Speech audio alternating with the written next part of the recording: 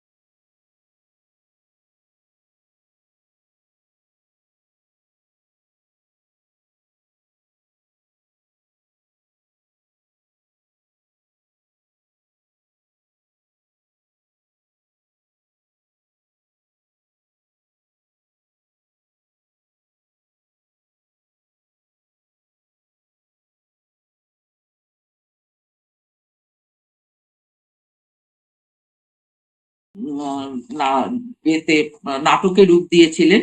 যেমন দেনা পাওনা থেকে আমরা ষোড়শী নাটক পেয়েছি, পল্লী সমাজ থেকে রমা নাটকটি পেয়েছি, এবং দত্তা উপন্যাস থেকে আমরা বিজয়া নাটকটি পেয়েছি।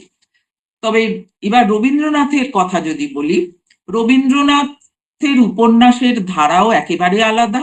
আর রবীন্দ্রনাথ মূলত কবি, কিন্তু আহ রবীন্দ্রনাথের প্রভাব, অনেক চিন্তা ভাবনার প্রভাব আমার মনে হয়েছে পড়তে গিয়ে যে শরৎচন্দ্রের ওপরে পড়েছিল।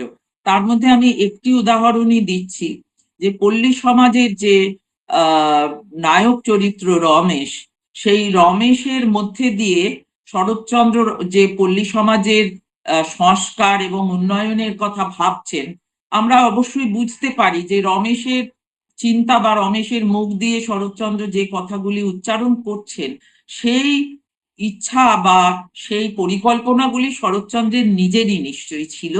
যেভাবে পল্লীগ্রামে তিনি থেকেছেন এবং পল্লীগ্রামের যে সংকীর্ণতা তিনি দেখেছেন, সেখান থেকে উত্তরণের জন্য কি রাস্তা খুঁজে পাওয়া যায় এটাও তিনি ভেবেছেন, এবং পল্লী সমাজে রমেশের মুখ দিয়ে সেটা তিনি প্রকাশ করেছেন। আমার তার পাশাপাশি মনে হয়েছে বারবার ঘরে বাইরের নিখিলেশ, তার সাথে যেন কোথাও রমেশের মিল আছে একরকম। নিখিলেশের মধ্যে আবার আমরা অনেকটা রবীন্দ্রনাথকে প্রত্যক্ষ করি।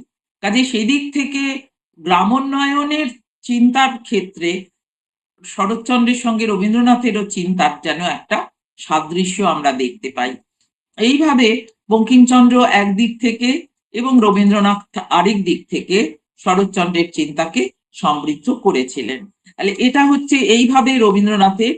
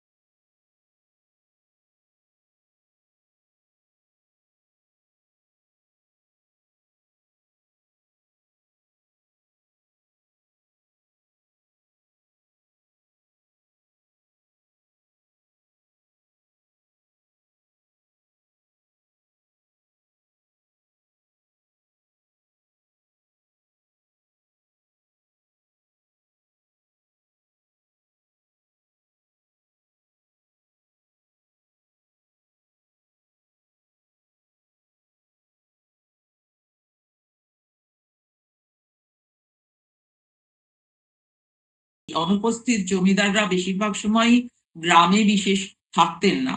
তারা এই নায়েব বা এই মধ্যস্বত্ব বা মহাজন তাদের মাধ্যমেই কাজকর্ম চালাতেন। তারা যে কি ভীষণ শোষণ করেছেন, কৃষক শোষণে কেবল জমিদার ও মধ্যশ্রেণী নয়, গ্রামের মহাজনরাও সমভাবে অংশীদার হয়েছে। ব্রিটিশ আইনে ঋণগ্রস্ত কৃষকদের সম্পত্তি ক্রোক এবং জমি হস্তান্তরের ব্যবস্থা থাকায় মহাজনরা মহা সুযোগ লাভ করেছে। ভারতবর্ষকে রক্তশূন্য করার উদগ্র লালসায় ব্রিটিশ শাসক গোষ্ঠী একদিকে যেমন চিরস্থায়ী বন্দোবস্তের দ্বারা অভাবনীয় রাজস্ব নীতির ব্যবস্থা করেছে, অন্যদিকে তেমন সেচ ব্যবস্থার প্রতি চরম অবহেলা প্রদর্শন করেছে এবং রেলপথ বিস্তারের দ্বারা দেশ থেকে খাদ্যশস্য ও কাঁচা মাল ব্রিটেনে রপ্তানি করেছে। মানে যেই সময়টাতে এটা এটা শরৎচন্দ্রই বলছেন, এটা আমরা দেখছি যে শ্রীকান্ত উপন্যাসে উনি বলছেন, একজন মানে মুখ দিয়ে বলাচ্ছেন, কি দরকার ছিল মশাই দেশের বুক চিরে আবার একটা রেল লাইন পাতবার? দিঘি নেই, কুয়ো নেই, পুকুর নেই, কোথাও এক ফোঁটা খাবার জল নেই, কর্তারা আছেন শুধু রেলগাড়ি চালিয়ে। কোথায় কার ঘরে কি শস্য জন্মেছে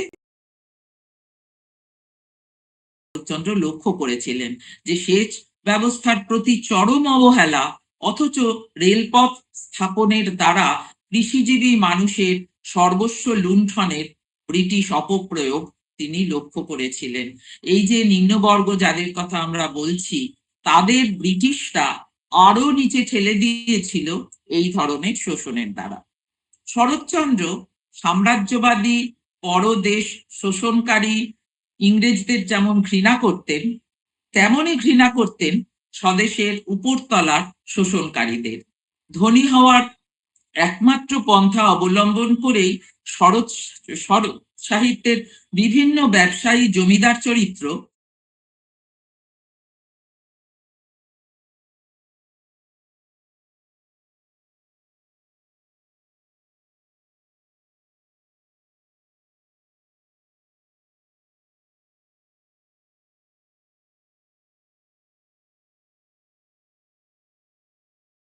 জীবন যাপন করেছেন এবং তাদের হয়ে তাদের নায়েব গোমস্তারা গ্রামের চাষিদের, কৃষকদের অকথ্য অত্যাচার এবং নিদারুণ দুর্দশার মধ্যে ঠেলে দিয়েছিলেন।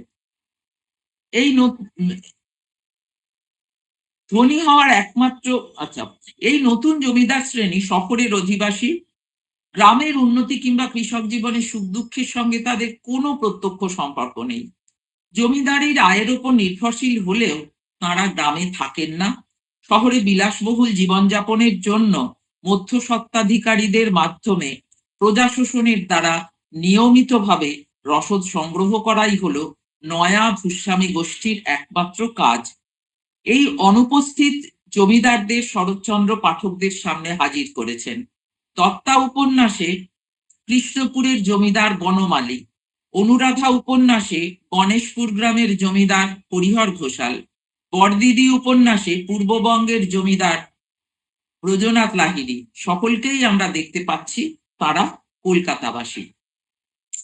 বাংলাদেশের রায়ত কৃষকদের মুক্তি কোন পথে আসবে, জমিদারি প্রথার উচ্ছেদ ও সামন্ত শোষণের অবসানের জন্য কৃষক রায়তরা কোন পথ গ্রহণ করবে, সে সম্পর্কে শরৎ সাহিত্যে কোনো উল্লেখ না থাকার কারণ ব্যাখ্যা করতে গিয়ে শরৎচন্দ্র নিজেই বলেছেন, লেখার মধ্যে আমার সমস্যা আছে, সমাধান নেই। প্রশ্ন আছে, তার উত্তর খুঁজে পাওয়া যায় না। কারণ এ আমার চিরদিনের বিশ্বাস যে সমাধানের দায়িত্ব কর্মীর, সাহিত্যিকের নয়।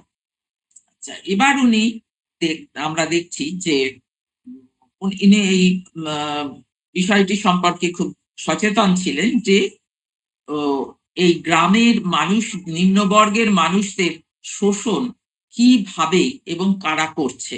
শ্বেতাঙ্গ সরকার এবং তার 3 দেশীয় সহযোগী, 1 হচ্ছে জমিদার, 2 হচ্ছে নায়েব গোমস্তা এবং 3 হচ্ছে মহাজন।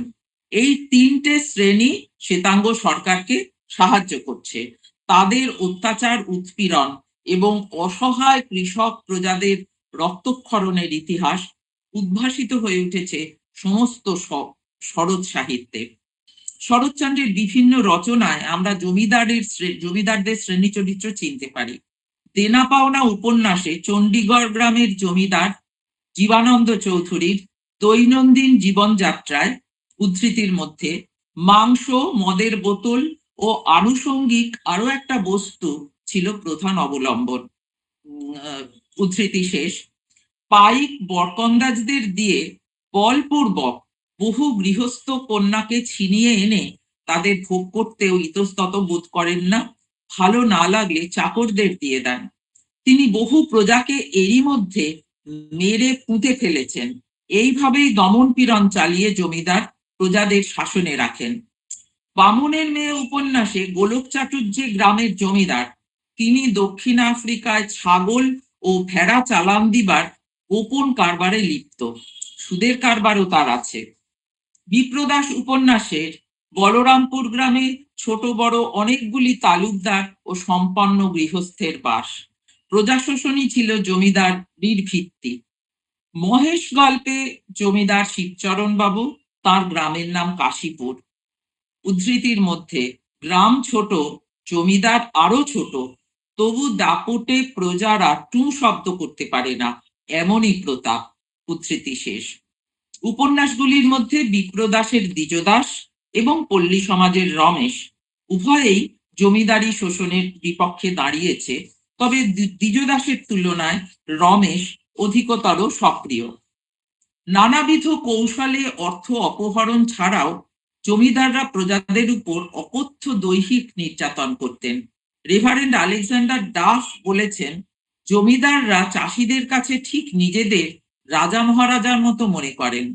প্রজাদের কাছে খাজনা দি যা তাদের ন্যায্য পাওনা তার চেয়ে অনেক বেশি তারা নানা কৌশলে আদায় করেন এবং বিনা পারিশ্রমিকে নিজেদের নানা কাজে প্রজাদের খাটিয়ে নেন।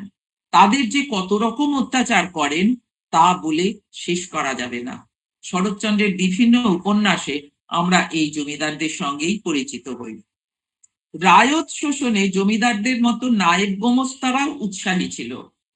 শ্রীকান্ত তৃতীয় পর্বে গঙ্গামাটি গ্রামের গোমস্তা কাশীনাথ কুশারি অন্যান্য জমিদার নায়েব গোমস্তাদের মতোই প্রজা শোষণের উপর নির্ভরশীল। শরৎচন্দ্র লিখেছেন উদ্ধৃতির মধ্যে, মনে হলো কাশীনাথ কুশারির অবস্থা সচ্ছল তো বটেই, একটু বেশি রকমই ভালো। উদ্ধৃতি শেষ। তক্তা উপন্যাসে বনমালীর জমিদারির তত্ত্বাবধানের ভার বাল্যবন্ধু রাসবিহারীর উপর। জমিদারের অনুপস্থিতিতে রাসবিহারীর শোষণ ও শাসনে চাষিরা দুঃখ ভারে জর্জরিত। বরদিদিতে জমিদার সুরেন্দ্রনাথের ব্যয় নির্বাহের রসদ সংগ্রহ করেছেন ম্যানেজার মথুরনাথ বাবু। উদ্ধৃতির মধ্যে, তাহার শাসন গুণে প্রজারা সেই ব্যয় বহন করে। মথুরা বাবুর নিকট একটি পয়সা বাকি বকেয়া থাকিবার জো নাই। ঘর জ্বালাইতে, ভিটা ছাড়া করিতে, কাছারি ঘরের ক্ষুদ্র কুঠুরিতে আবদ্ধ করিতে তাহার সাহস ও উৎসাহের সীমা নাই। মানে জমিদাররা তো একরকম শোষক, তাদের আমাদের কথা আছে বাঁশের চেয়ে কঞ্চি দর। নায়েব গোমস্তারা দেখছি জমিদারদের থেকেও আরো নিষ্ঠুর, আরো অত্যাচারী। সুতরাং গ্রামে গ্রামে দ্বিগুণ হাহাকার এবং প্রজাদের আকুল ক্রন্দন।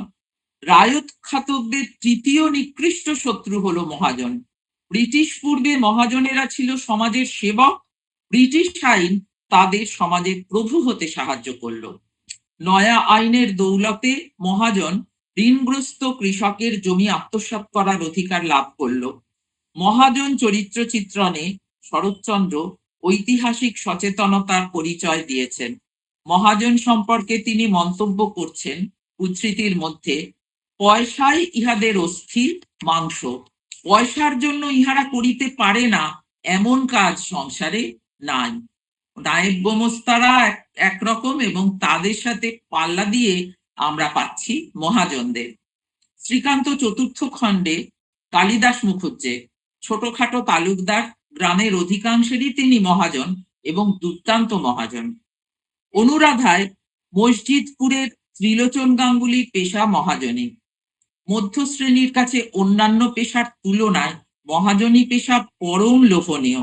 মানে ব্রিটিশরা এসে মহাজনী পেশাকে আইনি স্বীকৃতি দেওয়ার পরে অনেক মধ্যবিত্তরা বা উচ্চ মধ্যবিত্তরা মহাজনী পেশায় তারা নেমে পড়লেন। পরিণীতায় ওই উদ্ধৃতির মধ্যে শেখরের পিতা নবীন রায় গুড়ের কারবারে লক্ষপতি হইয়া কয়েক বছর হইতে ব্যবসা ছাড়িয়া দিয়া ঘরে বসিয়া তেজারতি করিতেছিলেন। তেজারতি করে ঘরে বসে পয়সা পাচ্ছেন। পরেশকল্পে হরিচরণ বিদেশের চাকরি ছেড়ে গ্রামে এসে লোককে চড়া সুদে টাকা ধার দিতে লাগলো। এক কথায় বলা যায় যে বাংলাদেশের জনসমাজের বৃহত্তম অংশ গ্রামে বাস করে এবং তারা কৃষিজীবী মানুষ। তারা সামন্ত শোষণের শিকার। তাদের কথা শরৎচন্দ্র প্রকাশ করেছেন তার লেখনীতে। আবার ধনতান্ত্রিক অর্থনীতির শিকার শ্রমিকদের সম্পর্কে তিনি উদাসীন বা নীরব থাকেননি।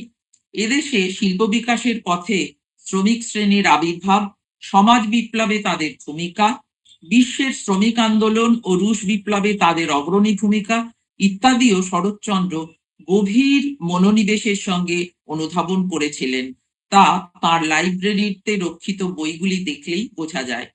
বহু বইয়ের মধ্যে বিশেষ করে কয়েকটি উল্লেখ করার মতো বই: কার্ল মার্কসের the civil war in France, London থেকে বেরিয়েছিল 1921 সালে; R.W. Postgate, the Bolshevik theory, London 1920; Robins Ransom Williams, Lenin, London 1919; Kropotkin, the Russian literature, London 1916; মার্সু ভ্যালেরিস, লেনিন, লন্ডন 1928।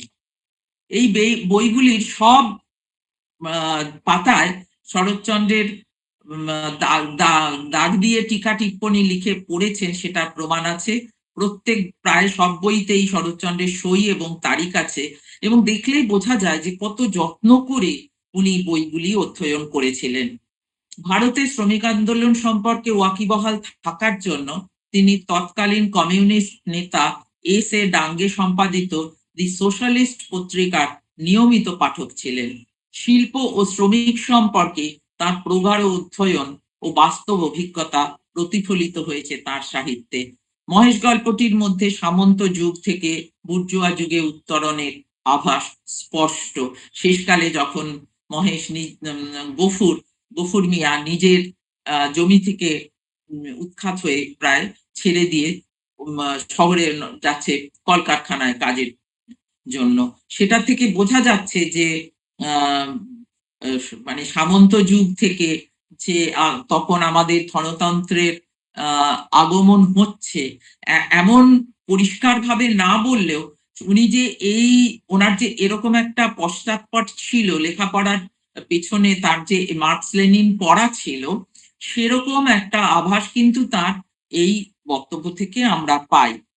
ইতিহাস সচেতন শরৎচন্দ্র এদেশে আধুনিক শিল্পের একান্ত অভাবের, এদেশে বলতে উনি বিশেষ করে আমাদের তৎকালীন বাংলাদেশের কথা, বঙ্গদেশের কথা বলছেন, শিল্পের একান্ত অভাবের কারণ নির্দেশ করে উনি বলেছেন, পার্মানেন্ট সেটেলমেন্টের জন্যই জমিদার, তালুকদার ও অসংখ্য মধ্যবিত্ত সমাজের ইকোনমিক অবস্থাকে বাড়তে দেয়নি। কেবলমাত্র জমি আঁকড়ে থেকে শুধুমাত্র কৃষকরাই দেশের যা কিছু ওয়েলথ সৃষ্টি করেছে। বোম্বাই প্রভৃতি অঞ্চলে পার্মানেন্ট সেটেলমেন্ট না থাকার জন্যই ওদেশে ইন্ডাস্ট্রির উন্নতি হচ্ছে। জমি কেনা ও বেশি সুদে লগ্নি কারবার করা, এই হচ্ছে বাঙালিদের ধনী হবার একমাত্র পন্থা। এইটা মানে আমাদের দেশে শিল্প যে হচ্ছে না, কারণ আমাদের ওই অ্যাবসেন্টি ল্যান্ডলর্ডদের ভূমিকা সেখানে একটা গুরুত্বপূর্ণ জায়গা দখল করে আছে, যেটা উনি সেই সময় বোম্বাইতে তৎকালীন বোম্বাইতে দেখছেন যে সেখানে কিন্তু আমরা শিল্প গড়ে উঠতে দেখতে পাচ্ছি। শরৎচন্দ্রের এই বক্তব্য মোটেই অনৈতিহাসিক নয়, এবং এই মতামতের মধ্যে দিয়ে তিনি বলছেন যে বোম্বাইয়ের লোকেরা বাঙালিদের অপেক্ষা ব্যবসা কার্যে সুদক্ষ, বাংলার ধন সম্পত্তি বাংলার ভূমিতেই আবদ্ধ। এই যে ধারণা, এ থেকে বোঝা যাচ্ছে যে কতটা সমাজ সম্পর্কে বা সমাজের অগ্রগতি এবং উত্তরণ সম্পর্কে উনি কতখানি সচেতন ছিলেন। এবার আমরা আসছি তার সেই সময়কার কৃষক সমাজকে উনি কিভাবে দেখেছেন। কারণ এই নিম্নবর্গের যাদের আমরা দেখতে পাই, প্রধানত এই কৃষক সমাজ সেখানে মূল জায়গা অধিকার করে আছে। দেশের গরিব কৃষকরাই দেশের যা কিছু ধন সম্পদ সৃষ্টির দায়িত্ব নেয়। একথা আমরা এখনো হয়তো তেমন ভাবে চিন্তা করে দেখি না যে কৃষকরাই আমাদের বাঁচিয়ে রেখেছে। পল্লী সমাজ উপন্যাসে এইসব অসমর্থ, দুর্বল, দরিদ্র কৃষকদের শোষণ বঞ্চনা তিনি তুলে ধরেছেন। পেনি ঘোষালের কাছে রমেশ দক্ষিণ দিকের বাঁধটা কেটে দেবার অনুরোধ করলে ২-৩০০ টাকার মাছ বেরিয়ে যাওয়ার আশঙ্কায় পেনি ও রমা বাঁধ কাটতে অস্বীকার করে। তাতে সমস্ত গ্রামের ধান হেজে গেলেও তাদের সিদ্ধান্ত বদল হয় না। দরদের বদলে বেনি ঘোষালের নিষ্ঠুর উক্তি শোনা যায় উদ্ধৃতির মধ্যে, দেখবে বেটারা যে যার জমি বন্ধক রেখে আমাদের কাছেই টাকা ধার করতে ছুটে আসবে। কতটা নিষ্ঠুর মন্তব্য করছে বেনি ঘোষাল, যে মানে ধান হেজে যাবে, কৃষকরা পথে বসবে, কিন্তু তাতে বেনি ঘোষালের আনন্দ হচ্ছে যে আমাদের কাছেই আবার তারা জমি বন্ধক রেখে টাকা ধার করতে ছুটে আসবে। পথের দাবি উপন্যাসে ডাক্তারের মুখে শোনা যায়, চিরস্থায়ী বন্দোবস্তকে নিরতিশয় পবিত্র জ্ঞানে কারা আঁকড়ে থাকতে চায় জানো? জমিদার। এর স্বরূপ বোঝা তো শক্ত নয়। ভূস্বামী শ্রেণীর বিরুদ্ধে শরৎচন্দ্র যে সঠিকভাবে আঘাত করে কৃষক স্বার্থের পক্ষে দাঁড়িয়েছিলেন এবং জমিদার মহাজনরা তার প্রতি প্রসন্ন ছিলেন না, তাই মহেশ গল্পের রচনাকারের বিরুদ্ধে তারা উত্তেজিত হয়ে উঠেছিলেন। শরৎচন্দ্রের একটি উক্তি থেকে আমরা জানতে পারি যে এক হিন্দু জমিদার রক্তচক্ষু হয়ে শাসিয়ে বলেছিলেন, ডিস্ট্রিক্ট বোর্ডের সাহায্যে ছাপা মাসিক বা সাপ্তাহিকে এ ধরনের গল্প যেন আর ছাপা না হয়। ওই মহেশ গল্পটি ছাপা হয়েছিল কোনো একটা ডিস্ট্রিক্ট বোর্ডের প্রকাশিত মাসিক বা সাপ্তাহিক পত্রিকায়। তাতে একজন হিন্দু জমিদার রক্তচক্ষু হয়ে শাসিয়ে বলেছিলেন, ডিস্ট্রিক্ট বোর্ডের সাহায্যে ছাপা মাসিক বা সাপ্তাহিকে এ ধরনের গল্প যেন আর না ছাপা হয়, এতে জমিদারদের বিরুদ্ধে প্রজা খেপিয়ে দেওয়া হয়, অর্থাৎ দেশের সর্বনাশ হয়। মানে এখানে শরৎচন্দ্র প্রত্যক্ষভাবে দেখেছিলেন যে মানুষ কত নিষ্ঠুর হতে পারে। জমিদার মহাজনরা আদালতের সাহায্যে মিথ্যা ঋণের মামলা করে কিভাবে কৃষক রায়তদের জমি দখল করে নেয় তার কিছু চিত্র শরৎচন্দ্র তুলে ধরেছেন পল্লী সমাজ, বড়দিদি, দেনা পাওনা ইত্যাদি উপন্যাসে। হরিলক্ষ্মী গল্পে তার মন্তব্য আমাদের দৃষ্টি আকর্ষণ করে। উদ্ধৃতির মধ্যে লিখছেন, ইংরেজ রাজার আদালত গৃহে সুবৃহৎ দ্বার যতই উন্মুক্ত থাক, দরিদ্রের প্রবেশ করিবার পথ এতটুকু খোলা নাই। জমিদার মহাজনদের অত্যাচার থেকে কৃষকদের বাঁচাবার জন্য গ্রামে প্রাথমিক শিক্ষার বিস্তার করা একান্ত আবশ্যক, একথা শরৎচন্দ্র বুঝেছিলেন। কৃষকদের অশিক্ষাই হলো জমিদার ও মধ্যস্বত্বাধিকারীদের শোষণ ও প্রবঞ্চনার প্রধান হাতিয়ার। গ্রামীণ জীবনে শিক্ষার প্রসার তাদের স্বার্থবিরোধী বলেই সেসব প্রচেষ্টাকে রুখে দেবার জন্য তারা নানা নীতির অবলম্বন করতেন। পল্লী সমাজ উপন্যাসে আমরা দেখি যে পীরপুর গ্রামে স্কুল করার ব্যাপারে বেণীমাধব একটি মন্তব্য করেছিল, প্রজারা যদি লেখাপড়া শেখে তাহলে জমিদারি থাকা না থাকা সমান হবে। এই উক্তির মধ্যে দিয়ে লেখক জমিদারদের মুখোশ টেনে খুলে ফেলার চেষ্টা করেছিলেন।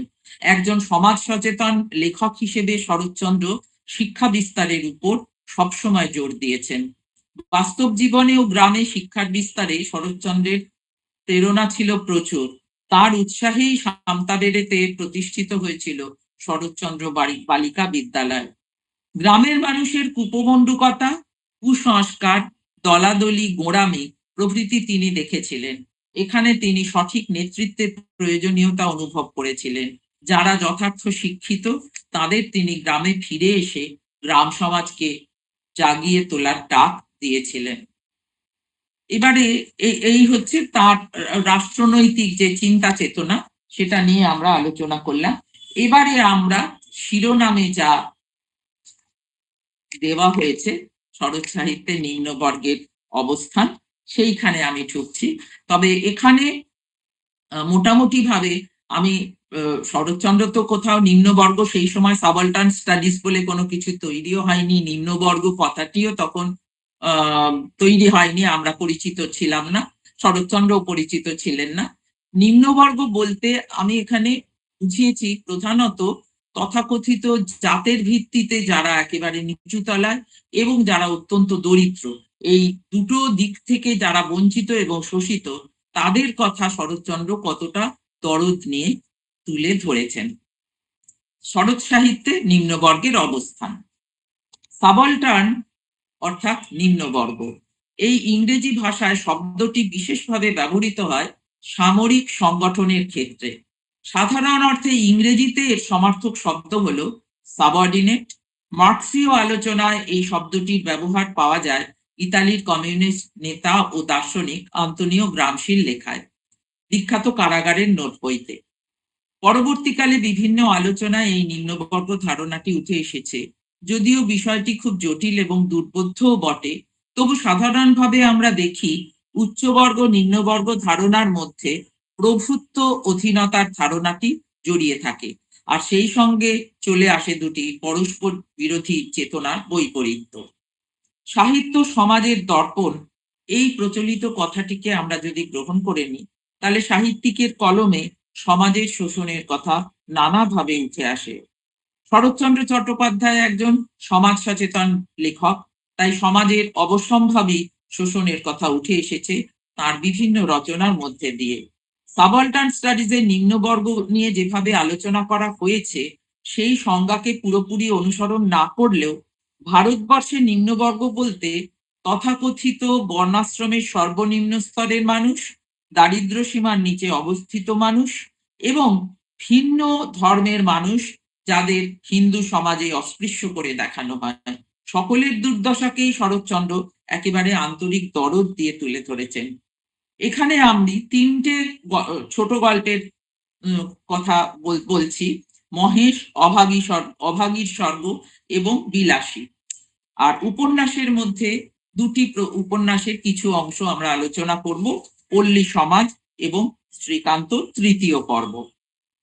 মহেশ, অভাগীর স্বর্গ এবং বিলাসী তিনটি গল্প একেবারে ভিন্ন ভিন্ন স্বাদের, কিন্তু তিনটি গল্পই একই অদৃশ্য সুতোয় গাঁথা।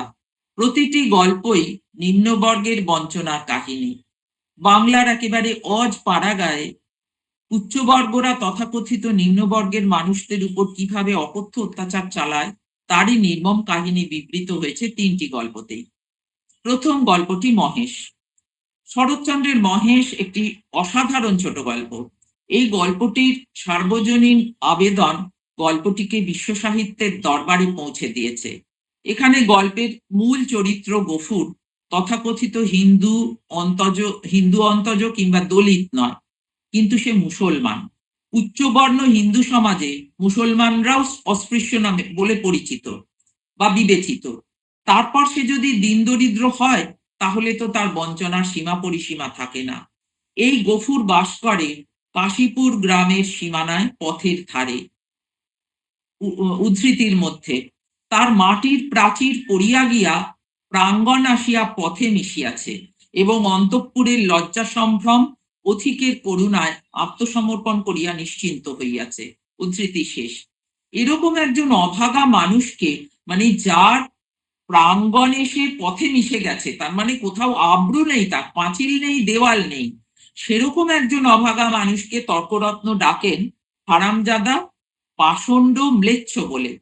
তখনই লেখকের সাথে সাথে পাঠকের হৃদয়েও এক অসীম সহানুভূতি সঞ্চারিত হয়।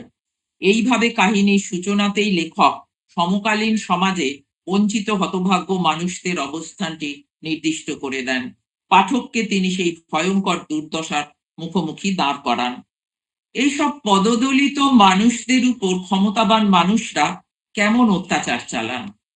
উইদিন ইনভার্টেড কমার্স, গ্রাম ছোট, জমিদার আরো ছোট, তবু দাপটে তারা তার প্রজারা টু শব্দটি করিতে পারে না, এমনই প্রতাপ। অথচ তর্করত্ন সেই জমিদার সম্পর্কেই বলছেন, জমিদার কি তোকে ঘর থেকে খাওয়াবে নাকি? তোরা তো রামরাজত্বে বাস করিস, ছোট লোক কি না? তাই তার নিন্দে করে মরিস। উদ্ধৃতি শেষ। গ্রাম্য রাজনীতিতেও ক্ষমতা কিভাবে সামাজিক ও অর্থনৈতিক দিক থেকে দুর্বল মানুষকে আরো শোষণের দিকে ঠেলে দেয়, সে কথা শরৎচন্দ্র তার হৃদয় দিয়ে অনুভব করেছিলেন।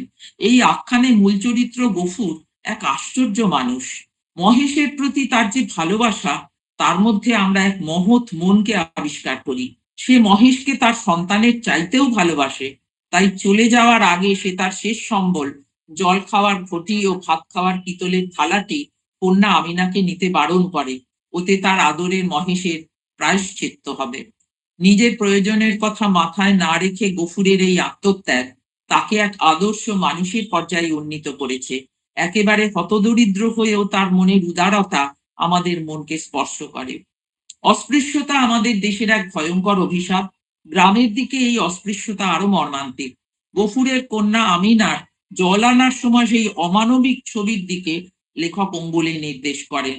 অন্যান্য জলাশয়ের মাঝখানে দু একটি গর্ত খুঁড়িয়া যাহা কিছু জল সঞ্চিত হয়, তাহাতে যেমন কারাকারি তেমন ভিড়। বিশেষত মুসলমান বলিয়া এই ছোট মেয়েটা তো কাছেই ঘেঁষিতে পারে না। ঘন্টার পর ঘন্টা দূরে দাঁড়াইয়া বহু অনুনয় বিনয়ে কেহ যদি দয়া করিয়া তাহার পাত্রে ঢালিয়া দেয়, সেইটুকুই সে ঘরে আনে। পানীয় জলের জন্য আমিনার এই সংগ্রাম আবারও সমাজের নিচু তলার শোষিত মানুষদের দুর্দশার প্রত্যক্ষ চিত্র তুলে ধরে। এর পরের গল্পতে আসি, অভাগীর স্বর্গ। অভাগীর স্বর্গ একটি মর্মস্পর্শী গল্প। কোনো মানুষের একটি জীবন যে সব দিক থেকে এরকম বঞ্চিত হতে পারে, তা ভাবলেও বিস্মিত হতে হয়। জন্মের পরেই অভাগী মাকে হারিয়েছিল, তাই তার বাবা তার নাম দিয়েছিল অভাগী। গ্রামের রসিক বাঘ তাকে বিবাহ করে তার পূর্ববর্তী স্ত্রীকে নিয়ে অন্যত্র চলে গেল। শিশুপুত্র কাঙালিকে নিয়ে অভাগী একাই গ্রামে পড়ে থাকলো। আজকের রাষ্ট্রীয় গণনার নিরিখে দারিদ্র সীমার নিচে তার অবস্থান। বাস্তবিক এই অভাগীর অস্তিত্বের মধ্যে আমরা ত্রিস্তরীয় নিম্নবর্গের প্রকাশ দেখি। প্রথমত, ভারতীয় জাতপাতের নিরিখে সে দুলে, কাজেই জাত হিন্দুদের আচরণ তার ক্ষেত্রে প্রযোজ্য নয়। দ্বিতীয়ত, অর্থনৈতিক দিক থেকেও সে নিঃস্ব, তাই সেই কাঠামোতেও সে নিম্নবর্গ। তৃতীয়ত, লিঙ্গভিত্তিক বিশ্লেষণে সে নারী। পুরুষ শাসিত সমাজে সব নারী এক অর্থে নিম্নবর্গ। তাই সব দিক থেকে বিচার করলে সে সত্যিই অভাগী। জীবনের সব বঞ্চনাকেই সে খুব স্বাভাবিকভাবে মেনে নিয়েছে। তার একটি আকাঙ্ক্ষাকেই সে জীবদ্দশায় ব্যক্ত করে গেছে। সেটি হলো মৃত্যুর পরে সঙ্গতি সম্পন্ন ঠাকুরদাস মুখোপাধ্যায়ের স্ত্রীর মতো পুত্র কাঙালির হাতের আগুনটুকু নিয়ে রথে চড়ে স্বর্গে যাওয়া। এখানে লেখকের হৃদয় অপূর্ব অভিব্যক্তিতে প্রকাশিত হয়েছে। সেই সঙ্গে অভাগীর জন্য তার আন্তরিক সহমর্মিতা চোখের জলে ভেজা অপূর্ব নৈপুণ্যে প্রকাশ পেয়েছে। অভাগী জাতে দুলে। মানব জন্মে তার একটাই আকাঙ্ক্ষা ছিল মৃত্যুর পরে ছেলের আগুন। জমিদার গোমস্তা অধর রায়ের গলায় আমরা শুনতে পাই, দুলের মরায় কাঠ দিয়ে আবার কি হবে শুনি। ভট্টাচার্য মহাশয় বললেন, তোদের যাতে কে কবে আবার পোড়ায় রে, যা মুখে একটু নুরো জেলে দিয়ে নদীর চড়ায় মাটি দিকে যা। মুখুজ্জে গিন্নির স্বর্গারোহণ দেখে অভাগীর এই সবটুকু হিন্দু সমাজে কোনো মূল্যই পেল না। অথচ অভাগী এই জীবনে সম্পূর্ণভাবে বঞ্চিত এক নারী। পরলোকে যাবার সময় একটু শখ মেটানোর আশা রেখেছিল তার পুত্র কাঙালির কাছে। দ্বিতীয়ত, তার দারিদ্র্য যেন তাকে আরো অসহায় করে দিয়েছিল। কোনো রকমে একবেলা ভাত জুটলেও সে না খেয়ে তার ভাগের ভাত পুত্রের জন্য রেখে দিত। তৃতীয়ত, সে স্বামী পরিত্যক্তা, তবু মরণকালে স্বামীর পদধূলি নিয়ে আলতা সিঁদুর মাথায় স্বর্গের রথে পাড়ি দেওয়ার স্বপ্ন সে দেখে। ছেলেকে বলে, তোর হাতের আগুন যদি পাই বাবা, বামুন মার মতো আমিও স্বর্গে যেতে পারবো। ছোট জাত বলে তখন কেউ ঘৃণা করতে পারবে না, দুঃখী বলে কেউ ঠেকিয়ে রাখতে পারবে না। এই গল্পের মধ্যে দিয়ে শরৎচন্দ্র নিম্নবর্গের প্রতি সমাজের উচ্চবর্গের অন্যায় অত্যাচারকে খুব স্পষ্টভাবে তুলে ধরেছেন। সেই সঙ্গে নিম্নবর্গের নিঃশব্দ কান্না পুরো গল্পটিকেই যেন অশ্রুসিক্ত করে তুলেছে। এবার আসছি ৩ নম্বর গল্প, বিলাসীতে। বিলাসী গল্পটির বিন্যাস ও স্বাদ একেবারেই আলাদা। এই গল্পের পাদটিকায় আছে জনৈক পল্লী বালকের ডায়েরি হইতে নকল, তাহার আসল নামটা কাহারও জানিবার প্রয়োজন নাই, নিষেধ আছে। ডাকনামটা না হয় ধরুন ন্যাড়া। তাই আশা করা যায় বিলাসীর এই ঘটনাটি সত্যি। এই ঘটনার মধ্যে শরৎচন্দ্রের সমকালীন সময় বাংলাদেশের গ্রামে এই তথাকথিত নিম্নবর্গের মানুষরা কিভাবে নিগৃহীত হতো তার সাক্ষাৎ মেলে। লালতের মিত্রবংশের ছেলে মৃত্যুঞ্জয় অনাথ, থাকার মধ্যে একটি আমবাগান এবং স্বার্থপর এক অসৎ কাকা। মৃত্যুঞ্জয় বন্ধুবৎসল উদার মনের ছেলে। একবার গুরুতর অসুস্থ হয়ে পড়লে সাপুরের মেয়ে বিলাসী দিবারাত্র সেবা করে মৃত্যুঞ্জয়কে বাঁচায়। এরপরে সাপুরে বিলাসীর সঙ্গে মৃত্যুঞ্জয় বিবাহ দেয়। মৃত্যুঞ্জয় বিলাসীর হাতে অন্ন গ্রহণ করেছে এই অপরাধে মৃত্যুঞ্জয়ের সেই কাকা অন্যান্য গ্রামবাসীদের সঙ্গে নিয়ে এসে বিলাসীর উপর অকথ্য অত্যাচার করে। এরপর বিলাসী এবং মৃত্যুঞ্জয় মালাপাড়ায় এসে বসবাস শুরু করে। মৃত্যুঞ্জয় সুস্থ হয়ে সাপুরের মতো সাপ ধরার জীবিকা গ্রহণ করে। বলা বাহুল্য, লেখক অর্থাৎ ন্যাড়াও মৃত্যুঞ্জয়ের কাছে সাপ ধরার কৌশল রপ্ত করে। একদিন সাপ ধরতে গিয়ে গোখ্র সাপের ছোবলে মৃত্যুঞ্জয়ের মৃত্যু হয়। বিলাসী সেই শোক সহ্য করতে না পেরে বিষ খেয়ে আত্মহত্যা করে। লেখক এখানে খুব স্পষ্ট করে দুটি বিষয়ের দিকে পাঠকের দৃষ্টি আকর্ষণ করেছেন। প্রথমত, নিম্নবর্গের প্রতি সমাজের উচ্চবর্গের অহেতুক অত্যাচার। দ্বিতীয়ত, মৃত্যুঞ্জয় ও নিম্নবর্গীয় বিলাসীর পরস্পরের প্রতি যে ভালোবাসা, সেই ভালোবাসাকে কোনো অত্যাচার দিয়ে নস্যাৎ করা যায়নি। এখানে বিলাসীও উচ্চবর্গের হাতে ত্রিস্তরীয় অত্যাচারের শিকার নিম্নবর্গের সদস্য হিসেবে।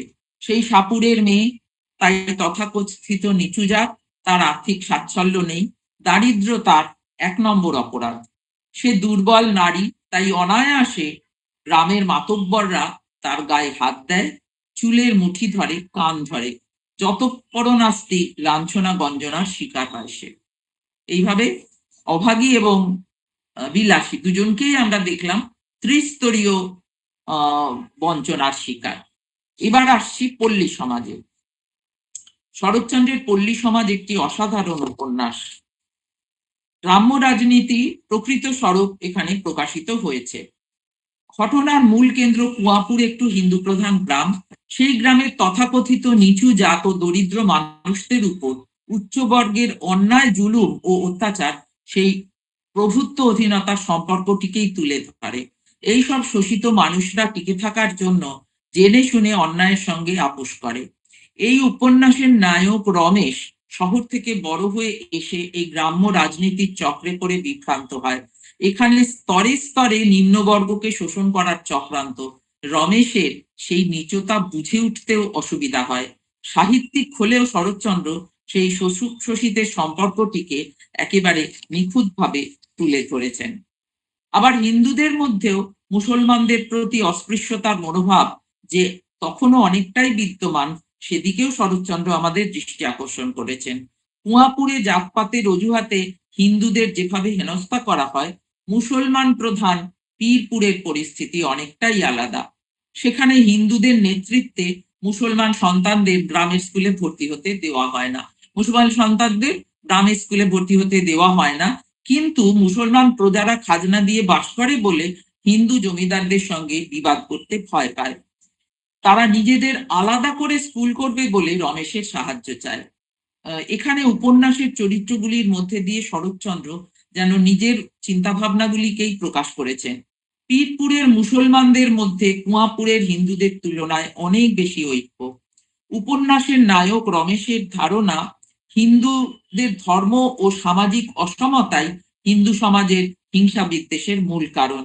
তার জ্যাঠাইমা বিশ্বেশ্বরীর মুখ দিয়ে শরৎচন্দ্র, আমি মনে করি যে জ্যাঠাইমা বিশ্বেশ্বরীর মুখ দিয়ে শরৎচন্দ্র নিজের মতটাই বলাচ্ছেন।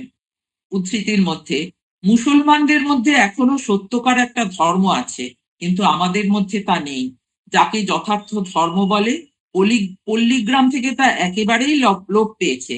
আছে শুধু কতকগুলো আচার বিচারের কুসংস্কার আর তার থেকে দলাদলি। তারপরেই বিশ্বেশ্বরী বলেন, পীরপুরে খবর নিলে শুনতে পাবে জাফর বলে এক বড় লোককে তারা সবাই এক ঘরে করে রেখেছে, কারণ সে তার বিধবা সৎমাকে খেতে দেয় না। কিন্তু আমাদের এই গোবিন্দ গাঙ্গুলি সেদিন তার বিধবা বড় ভাজকে নিজের হাতে মেরে আধমরা করে দিলে। কিন্তু সমাজ থেকে তার শাস্তি হওয়া চুলোয় যাক, সে নিজেই একটা সমাজের মাথা হয়ে বসে আছে। এসব অপরাধ আমাদের মধ্যে শুধু ব্যক্তিগত পাপ পুণ্য, এর সাজা ভগবান ইচ্ছে হয় দেবেন, না হয় দেবেন না, কিন্তু পল্লী সমাজ তাতে ভ্রুক্ষেপ করে না। মানে মুসলমানদের মধ্যে এতটা ঐক্য, তারা কিন্তু একজন অত্যাচারী পুরুষকে একঘরে করে রেখেছে, কিন্তু হিন্দুরা সেখানে একজন পুরুষ যখন অত্যাচার করছে তার বিধবা বড় ভাজের ওপরে, তখন ভগবান বিচার করবেন বলে হিন্দুরা বসে আছে, হিন্দুরা কিন্তু তা কোনো প্রতিকার করার জন্য এগোচ্ছে না। এখানে শরৎচন্দ্রের মানে এতটা উনি সত্য দর্শন পড়েছেন, ঠিক যা দেখেছেন সেটা বলছেন যে মুসলমানদের মধ্যে যে ঐক্য রয়েছে হিন্দুদের মধ্যে সেই ঐক্য নেই। কি করে থাকবে? মুসলমানদের মধ্যে তো ওরকম জাতিভেদ নেই, হিন্দুদের মধ্যে সেই জাতিভেদটা রয়েছে, ফলে হিন্দুদের মধ্যে ঐক্য কম এবং তার ফলে হিন্দুরা অবশ্যই দুর্বল। এই প্রসঙ্গে আমরা রবীন্দ্রনাথ ঠাকুরের পল্লী প্রকৃতি নামক প্রবন্ধ সংকলনটির কথা বলতে পারি। সেখানে প্রকৃতি সংরক্ষণের পাশাপাশি রবীন্দ্রনাথ গ্রামের মানুষদের বৈশিষ্ট্য সম্পর্কেও অনেক অভিজ্ঞতার কথা তুলে ধরেছেন।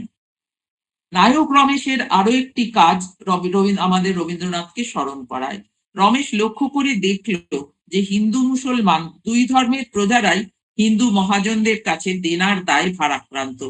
সে তখন তার ব্যাংকে সঞ্চিত অর্থ ও আরো কিছু অর্থ সংগ্রহ করে গ্রামের দরিদ্র মানুষদের মহাজনদের কবল থেকে উদ্ধার করার উদ্যোগ নিল।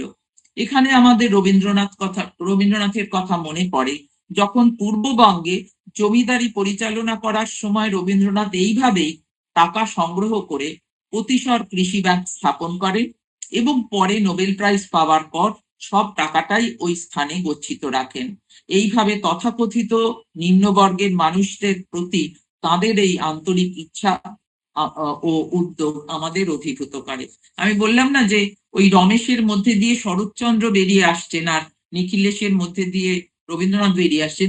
এখানে রবীন্দ্রনাথের ওই গ্রামীণ ব্যাংক তৈরি আর রমেশের ওই গ্রামীণ ব্যাংক তৈরি, তার মধ্যেও আমরা যেন কোথাও মনে হয় যে রবীন্দ্রনাথের ওই ভাবনা শরৎচন্দ্রকে প্রভাবিত করেছিল। এইবারে আমি আসছি আমার শেষ অংশটিতে, শ্রীকান্তের তৃতীয় পর্ব। সমাজের সর্বনিম্ন স্তরের অন্তর্গত মানুষদের প্রতি শরৎচন্দ্রের সমবেদনা শ্রীকান্ত তৃতীয় পর্বে সরাসরি প্রকাশিত।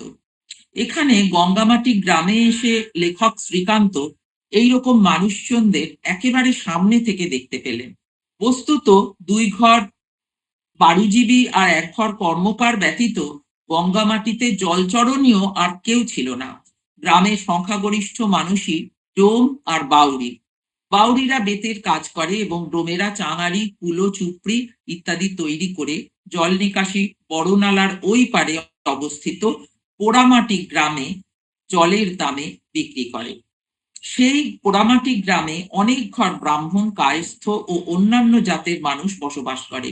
অর্থাৎ আধুনিক সংজ্ঞা অনুযায়ী গঙ্গামাটি নিম্নবর্গীয়দের গ্রাম আর পোড়ামাটি তথাকথিত উচ্চবর্গীয়দের গ্রাম। গঙ্গামাটিতে নিম্নবর্গীয়দের অবস্থা দেখে শ্রীকান্তর দৃষ্টি জলে ঝাপসা হইয়া আসিল।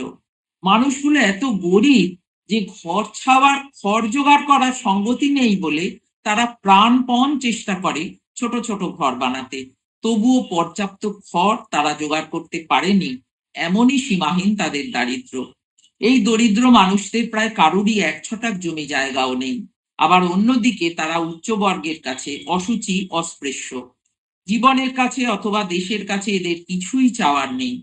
এদের এই দুঃখ, দৈন্য এবং হীন অবস্থা সমাজের কাছেও এমন সহজ ও স্বাভাবিক হয়ে গেছে যে মানুষের এত বড় বঞ্চনা ও লাঞ্ছনা দেখলেও কারো বিবেক দংশন হয় না। এত মূল্যবান জীবন তারা পথের কুকুরের মতো যেমন তেমন ভাবে কাটিয়ে তারপর চিরতরে চোখ বোঝে। এইভাবে শরৎচন্দ্র প্রত্যক্ষভাবে ভারতীয় সমাজের নিম্নবর্গীয়দের সঙ্গে পরিচিত হয়েছিলেন। তাই তাঁর লেখায় নিম্নবর্গীয়দের লাঞ্ছনা এতটাই জীবন্ত। তিনি কোনো সামাজিক তত্ত্বকে প্রতিষ্ঠা করার জন্য কলম ধরেননি। সেই সময় এই ধরনের তত্ত্বও সেভাবে গড়ে ওঠেনি, কিন্তু তাঁর এই গভীর পর্যবেক্ষণ পরবর্তীকালে অবশ্যই নানা সামাজিক তত্ত্বকে সমৃদ্ধ করেছে। আমরা শরৎচন্দ্রের এই মহান অবদান এবং তার এই মহৎ মন, একে যেন আমরা সম্মান জানাই, শ্রদ্ধা জানাই, স্বীকৃতি জানাই। নমস্কার। দিদি, আমি কৌশিক কথা বলছি, আমায় শুনতে পাচ্ছেন? হ্যাঁ, শুনতে পাচ্ছি। দিদি, আপনাকে ওয়েস্ট বেঙ্গল পলিটিক্যাল সায়েন্স অ্যাসোসিয়েশনের পক্ষ থেকে অজস্র ধন্যবাদ জানাচ্ছি এবং বিশেষ কৃতজ্ঞতা। দিদি, আপনি বরাবরই একজন দরদি গবেষক এবং দক্ষ উপস্থাপক। এখন এই দুয়ের সংমিশ্রণে আজ যা হলো, লাস্ট এক ঘন্টার বেশি, আমার ধারণা আমার সাথে প্রত্যেকে একমত হবেন, আমরা বুঁদ হয়ে থেকেছি, আমরা সমৃদ্ধ হয়েছি। আপনি তো বলেননি, আপনি ছবি এঁকেছেন, এত সুন্দর উপস্থাপনা, এটা আমাদের শেখার, এটা আমরা ঋদ্ধ হয়েছি। দিদি, আপনাকে অজস্র ধন্যবাদ। অনুষ্ঠানটি আয়োজন করা হয়েছিল 150 বছরে শরৎচন্দ্রকে অ্যাসোসিয়েশনের পক্ষ থেকে শ্রদ্ধার্ঘ্য জ্ঞাপনের উদ্দেশ্যে। সেখানে কান্ডারির ভূমিকায় আপনি, এটা আমাদের জন্য সর্বার্থেই যথার্থ পাওয়া। আপনাকে অনেক অনেক ধন্যবাদ। এখানে যারা রয়েছেন তারা যদি তাদের কিছু বক্তব্য শেয়ার করতে চান, দিদির কাছে যদি কোনো প্রশ্ন থাকে সেটা করতে পারেন। ফ্লোর ওপেন করা হচ্ছে। এই ইন্টারাকশনটা আমার মনে হয় আমাদেরকে ঋদ্ধ করবে।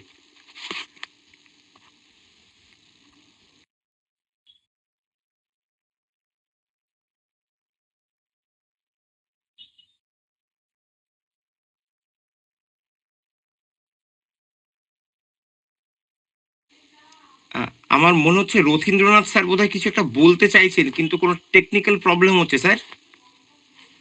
উনি এটা অডিও